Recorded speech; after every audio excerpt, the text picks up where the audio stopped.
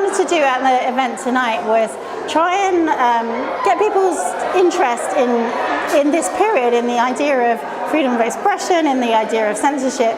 Maybe people who haven't thought about those issues before because it hasn't affected them directly.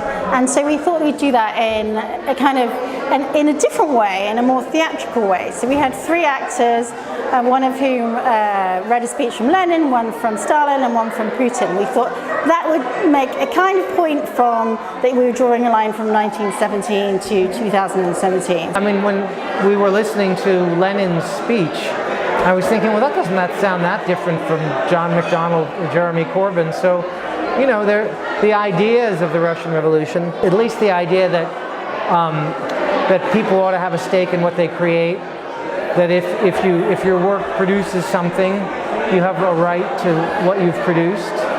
Those ideas are still around. And also, the idea that capitalism is not the highest state of humanity. I mean, we now know that communism isn't any better, and in some ways is worse. Russian Revolution was the first experiment, and that was, although Russian, it was a kind of world experiment about human freedoms and how much freedom you can take. And also the most interesting thing that we started realizing only recently is what freedom means to different people. I think for lots of people who may not have studied the revolution or maybe are not from part of that world, they might think, well, it hasn't had much impact outside Russia. But actually what we found is it has had huge impacts, particularly on other communist countries such as Cuba, or countries that have funding from the Soviet Union such as Angola, and then picked up the ideology and some of the types of authoritarian ruling that were part and parcel of the Soviet Union.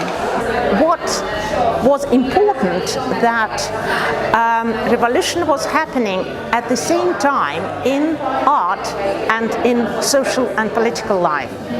And these 2 revolutions actually met in one point, and that created such fantastic and abundance of really great works of art, and that's why we remember this period, and that's why this period actually entered the fabric of the modern world.